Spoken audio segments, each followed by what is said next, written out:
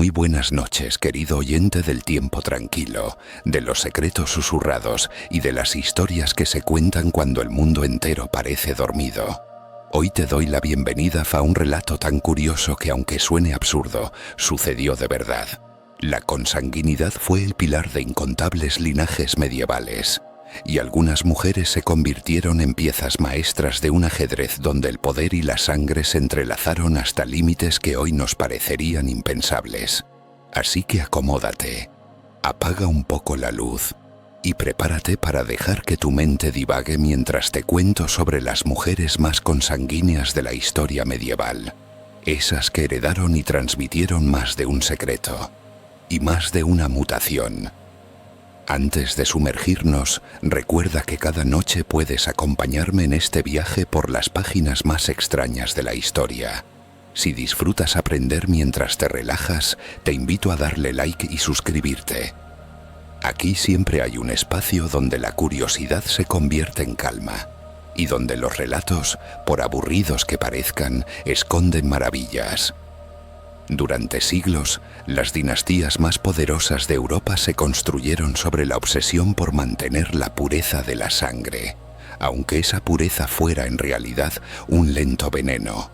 Tal vez te suene el nombre de los Habsburgo, pero esta noche empezaremos por otras mujeres cuyas vidas, repletas de enlaces consanguíneos, tejieron un tapiz de poder que se extendió desde los Pirineos hasta las cúpulas de Constantinopla. Imagina un mundo donde el matrimonio no era una elección, sino un destino impuesto por razones dinásticas, donde una niña de apenas 12 años se comprometía con un hombre que podía ser su primo hermano o su tío.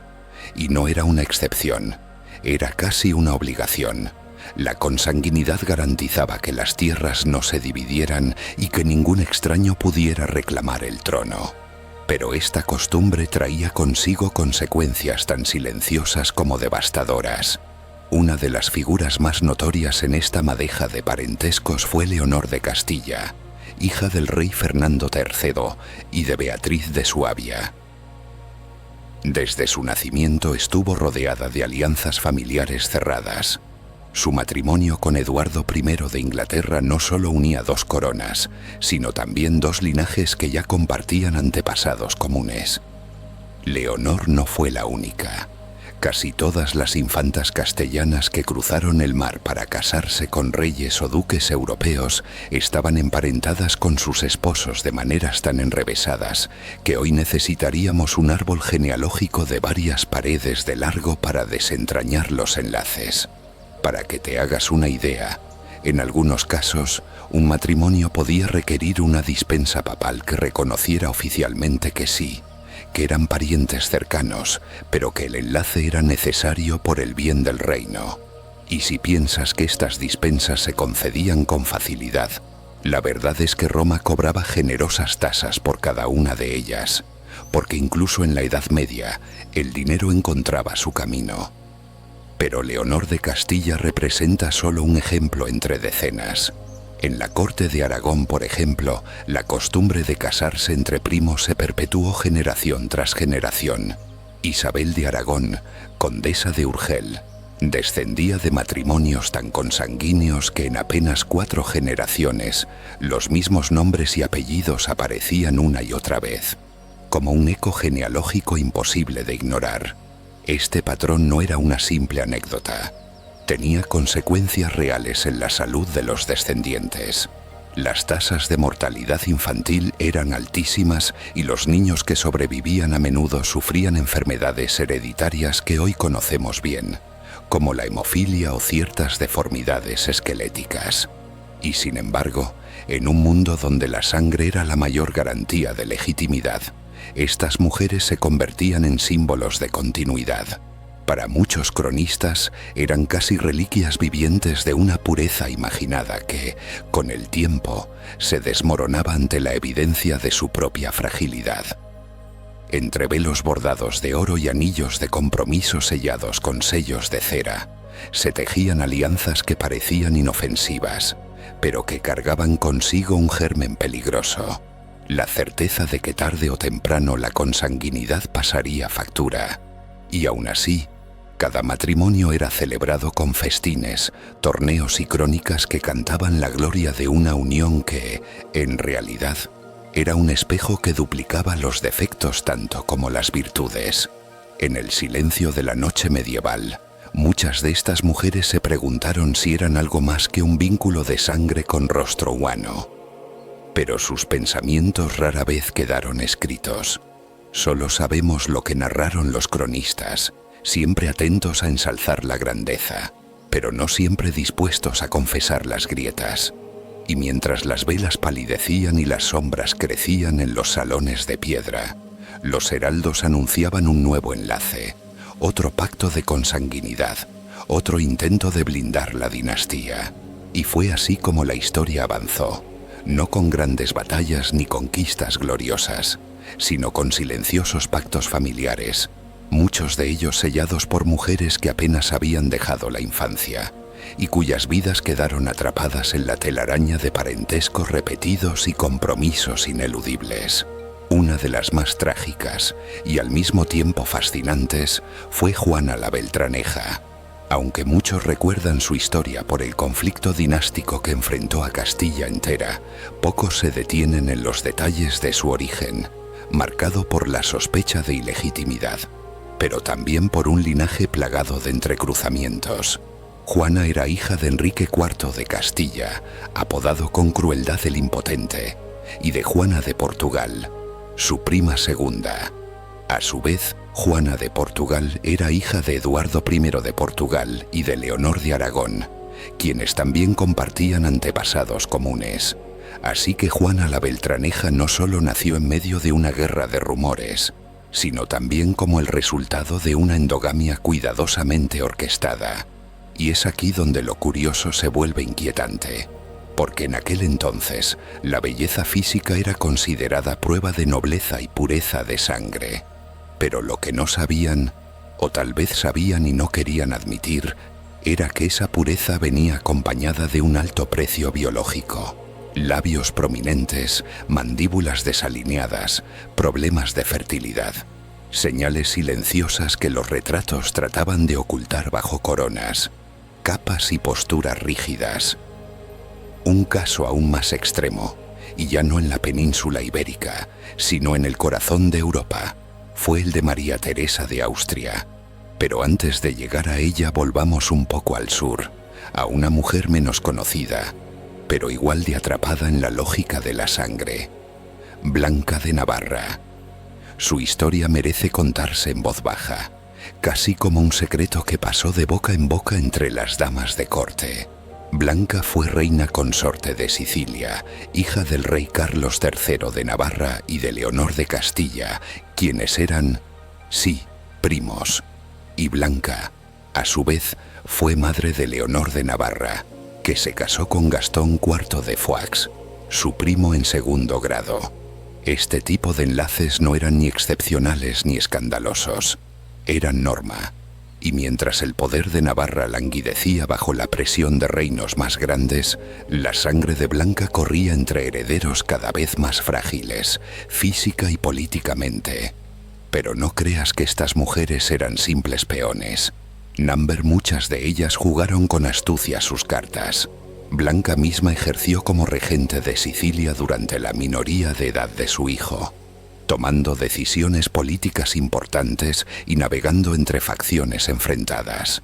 No era simplemente una reina consanguínea, era una estratega que tuvo que gobernar con las limitaciones de un mundo que solo la quería como garantía genética. En ese escenario, el matrimonio era como un contrato de alianza militar, donde el amor no tenía espacio y la pasión quedaba relegada al escándalo. Pero a veces, solo a veces, alguna de estas mujeres rompía el molde. Isabel de Portugal, madre del emperador Carlos V, se casó con Manuel I de Portugal, su tío. Sí, su tío. Y aunque esa unión hoy nos parecería inaceptable, fue considerada en su época como una forma lógica de reforzar los lazos entre las coronas ibéricas. Lo extraordinario es que Isabel no fue pasiva en esta historia. Fue una mujer culta, interesada en las artes, y se dice que influyó en la educación de sus hijos, incluyendo a Carlos, quien acabaría heredando medio mundo. Y ese medio mundo, España, Flandes, Austria, América, estaba en gran medida gobernado por descendientes de mujeres que compartían más que un apellido con sus esposos. Y ahí estaba el gran dilema. Cuanto más poder se concentraba en estas familias, más cerraban su círculo. El resultado fue un bucle genético que acabó mostrando su peor cara en los Habsburgo, donde las mujeres eran criadas como futuras madres de reyes, y a veces como hermanas de esos mismos reyes. Pero esa es una historia que merece contarse con calma, con detalles, y con la oscuridad que solo la noche permite revelar del todo. Si cierras los ojos por un momento, puedes imaginar aquellos pasillos de piedra iluminados por antorchas, donde las conversaciones en voz baja no solo hablaban de herencias y títulos, sino también de la preocupación por los hijos que nacían débiles, enfermizos, diferentes. La consanguinidad tenía un precio, y aunque a veces se disimulaba con retratos idealizados y crónicas que elogiaban la estirpe, los susurros siempre encontraban grietas por donde escapar. Uno de los linajes más notorios en este laberinto fue el de los Trastámara, que reinaron en Castilla y Aragón. Para muchos cronistas, su obsesión por unir ramas familiares fue tanto una fuerza de cohesión política como la semilla de su decadencia.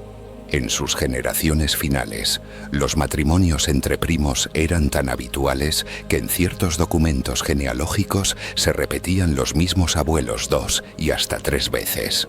Si viajamos un poco hacia el Sacro Imperio Romano Germánico, descubrimos que los Habsburgo llevaron este fenómeno a un extremo casi grotesco. María Teresa de Austria, de quien te mencioné antes, fue la última de los Habsburgo en la línea directa. Su familia acumuló siglos de consanguinidad que dejaron una huella imborrable.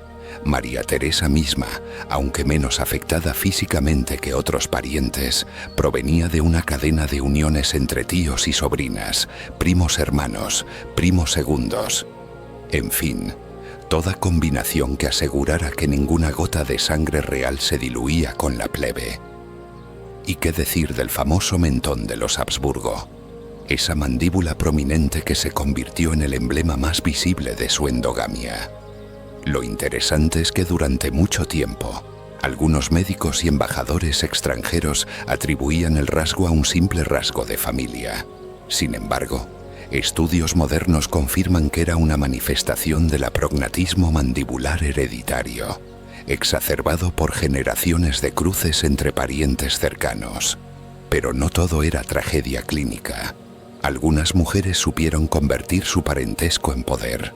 Catalina de Austria, tía de María Teresa, se casó con su primo lejano Juan III de Portugal. Este matrimonio reforzó la alianza ibérica, y Catalina se convirtió en una figura central de la corte lisboeta.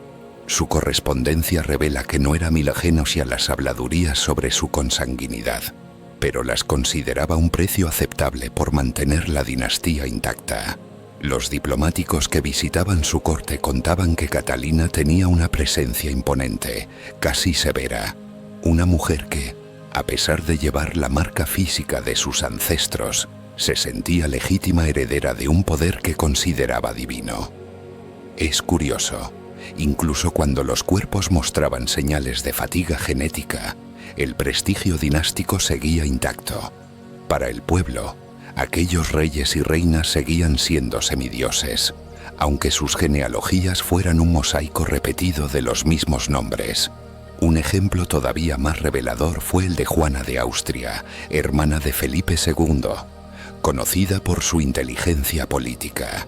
Se casó con su primo Maximiliano II, futuro emperador, y su unión representaba, una vez más, el abrazo cerrado de dos ramas del mismo árbol. Juana tenía una personalidad intensa, casi feroz. Fue regente de España durante las ausencias de Felipe II, y muchos cronistas coincidieron en que su temple era más firme que el de su propio hermano. Si bien Juana tuvo buena salud, algo excepcional en su familia, sus hijos heredarían de nuevo ese legado repetido de rasgos, temperamentos y debilidades físicas. Y mientras los siglos pasaban, la consanguinidad dejó de ser un asunto de prestigio y se convirtió en un motivo de preocupación. Algunos teólogos empezaron a debatir si Dios realmente aprobaba estos matrimonios. La Iglesia, que durante tanto tiempo había bendecido cada enlace con dispensas pagadas, empezó a mostrarse recelosa.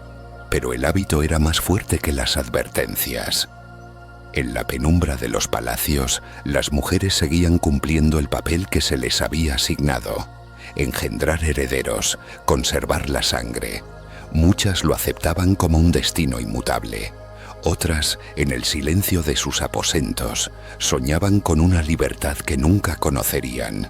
Y mientras tanto, cada nacimiento era celebrado con salvas de cañón y fiestas que apenas disimulaban la incertidumbre. ¿Había nacido un heredero fuerte o uno más destinado a la enfermedad? Así transcurrían los días de aquellas cortes, donde la sangre azul era una bendición y una condena, y donde cada mujer consanguínea sostenía sobre sus hombros no solo la continuidad de su casa, sino también el peso de una maldición silenciosa que se transmitía con cada nuevo enlace.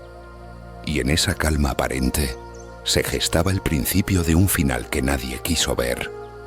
Las noches en aquellas cortes podían parecer tranquilas, pero bajo el murmullo de los tapices se escondía un miedo sordo, un presentimiento de que tanta repetición acabaría cobrando su deuda. Cuando el cronista Fray Prudencio de Sandoval describía las celebraciones por el nacimiento de un príncipe, también dejaba entre líneas la preocupación de los consejeros. ¿Qué aspecto tendría el recién nacido?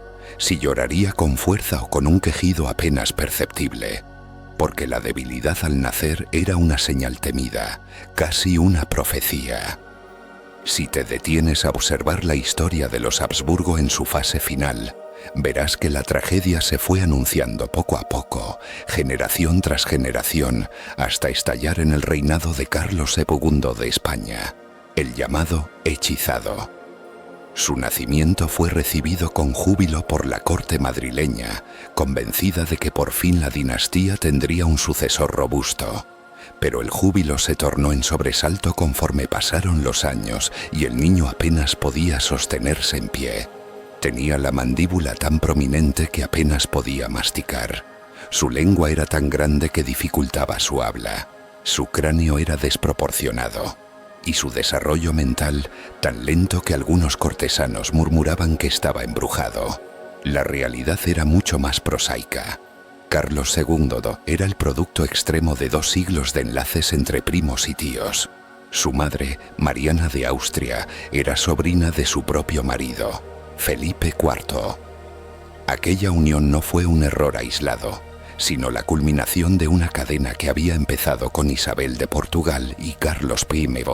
Desde entonces, cada matrimonio se repetía sobre los mismos apellidos: Austria, Borgoña, Trastámara, Portugal. Las mujeres que rodearon la infancia de Carlos II, las damas de compañía de su madre, las nodrizas, las monjas que le enseñaban oraciones, conocían su fragilidad mejor que nadie. A escondidas lloraban al verle enfermar con cada invierno, y mientras tanto, los embajadores franceses enviaban a París informes detallados sobre su estado, sabiendo que aquel niño encarnaba el futuro de la monarquía española, o su derrumbe. Pero no todos fueron niños enfermos. Algunas mujeres consanguíneas lograron transmitir salud relativa a sus descendientes.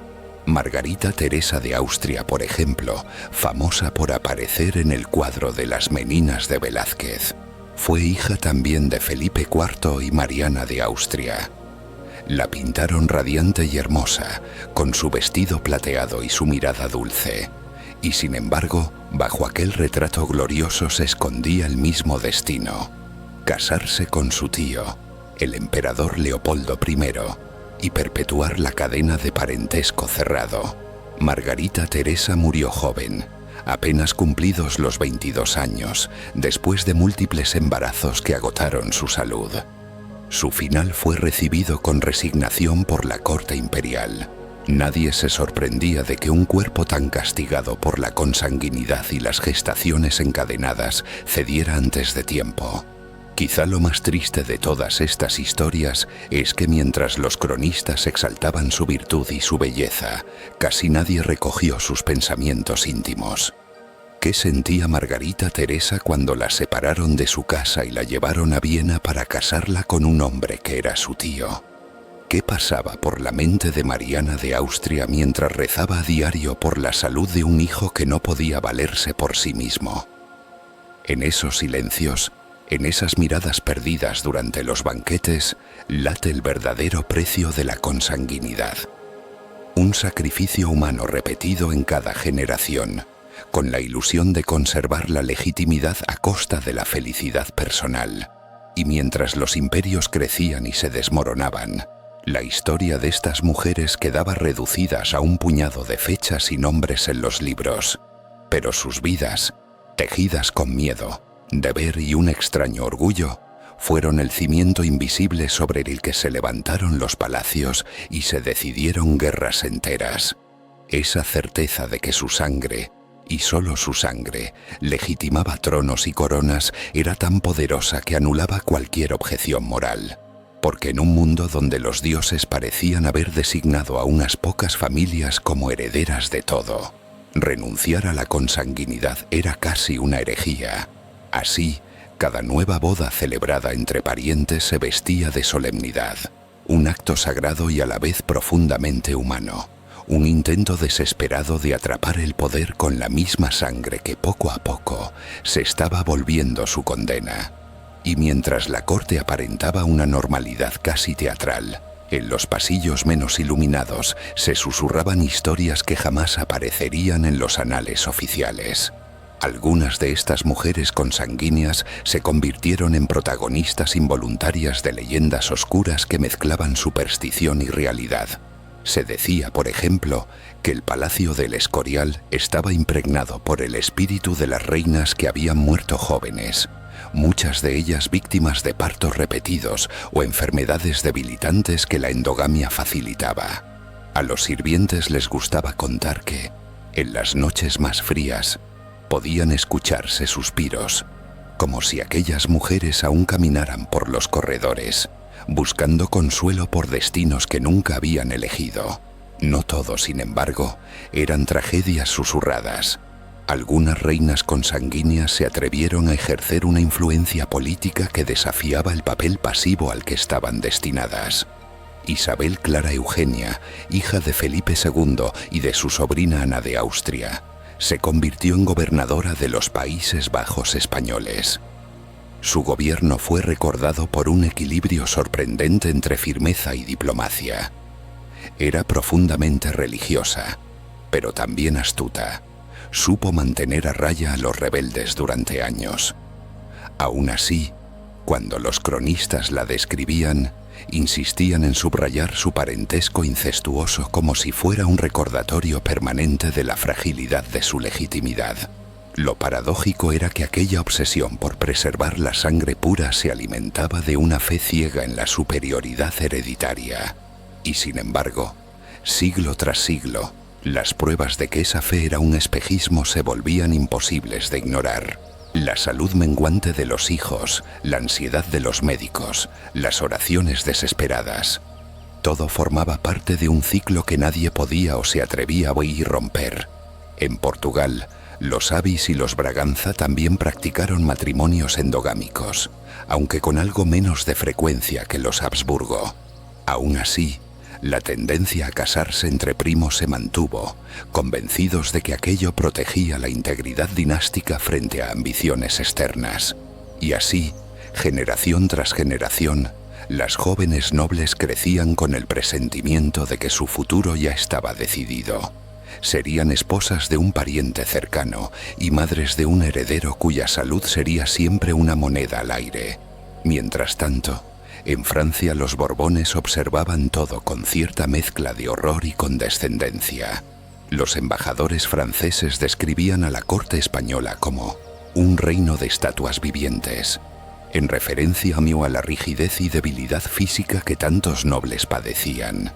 Pero la ironía era que en cuanto un Borbón ocupó el trono español, Felipe V se encontró con un país exhausto, con una aristocracia endogámica que apenas podía sostener su prestigio.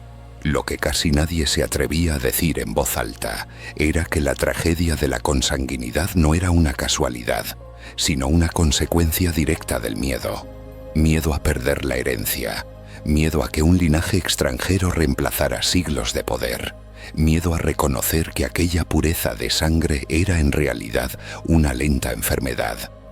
Si pasearas por los salones de los antiguos palacios de Madrid, Viena o Lisboa, tal vez te costaría imaginarlo, pero cada tapiz bordado, cada retrato regio, esconde el eco de esos miedos.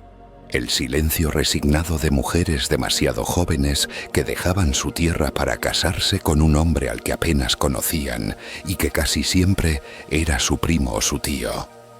Y así, mientras los reinos se agrandaban en los mapas, las vidas individuales se empequeñecían, sacrificadas en nombre de una idea que hoy nos resulta extraña, la convicción de que solo la misma sangre podía gobernar. Una convicción que, sin embargo, moldeó el destino de Europa entera durante siglos.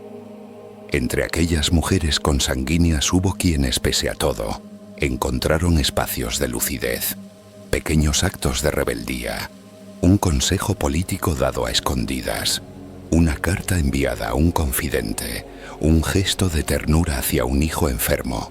Y en esos instantes, más que en las grandes ceremonias, se revelaba su humanidad, esa humanidad que ningún linaje pudo apagar del todo. Imagina por un instante la ceremonia de un matrimonio real en el siglo XVII, el salón iluminado por candelabros de plata, los cortesanos expectantes, los heraldos proclamando los nombres de dos jóvenes que llevaban generaciones de parentesco escrito en sus venas. Era un espectáculo de solemnidad, pero también de un simbolismo casi trágico, porque todos sabían que aquel enlace no era más que un eslabón más en la misma cadena de consanguinidad. Cuando Margarita Teresa de Austria fue llevada a Viena para casarse con su tío, el emperador Leopoldo I, la corte española la despidió con lágrimas y festejos. El propio Velázquez la retrató una y otra vez, dejando constancia de su dulzura y su fragilidad. Pero en Viena, lejos de la familiaridad de Madrid, Margarita descubrió que su salud se deterioraba con rapidez. Sus múltiples embarazos la consumieron y su melancolía creció tanto que apenas participaba en las recepciones. Aún así, su muerte fue tratada por la diplomacia como un contratiempo inevitable, casi un detalle menor frente a la importancia de la alianza política que había sellado. En aquellos tiempos, los médicos de la corte tenían un conocimiento limitado sobre la herencia biológica, pero bastaba la experiencia para sospechar que la repetición de parentescos estaba pasando factura. Por eso, cada vez que nacía un infante enfermizo, se multiplicaban los remedios supersticiosos, rezos a santos, agua bendita, reliquias traídas de Tierra Santa, todo menos cuestionar la raíz del problema. Entretanto, algunas mujeres consanguíneas lograron dejar huella no solo por su sangre, sino por su inteligencia. Mariana de Neoburgo, la segunda esposa de Carlos II, era de la familia Wittelsbach y, aunque también emparentada con los Habsburgo, tuvo la lucidez de comprender que la dinastía se encontraba al borde del colapso. Desde su llegada a la corte de Madrid, se enfrentó a Mariana de Austria, la reina madre, en una lucha silenciosa de influencia. Fue una mujer ambiciosa y astuta, que supo tejer alianzas políticas con la esperanza de que su linaje recuperara fuerzas. Sin embargo, el deterioro físico y mental de Carlos II era imparable, y toda su astucia solo sirvió para retrasar lo que parecía inevitable: la extinción de la rama española de los Habsburgo. Lo más sorprendente de estos episodios es que, a pesar de los estragos evidentes, la idea de pureza de sangre no perdió fuerza. Incluso en el siglo XVIII, Cuando la Ilustración empezó a cuestionar dogmas antiguos, la nobleza se aferraba a su obsesión genealógica. En la península ibérica, los expedientes de limpieza de sangre siguieron siendo moneda corriente, como si la debilidad de los últimos Austrias no fuera prueba suficiente de que la consanguinidad había dejado de ser un privilegio para convertirse en una condena. A veces, cuando los cortesanos franceses llegaban de visita a Madrid, escribían en sus memorias detalles que hoy parecen casi crueles. Cómo Carlos II no podía mantenerse en la silla durante un consejo de Estado, cómo su esposa debía hablar por él ante los embajadores, cómo su rostro mostraba esa mandíbula monstruosa que lo marcó desde niño.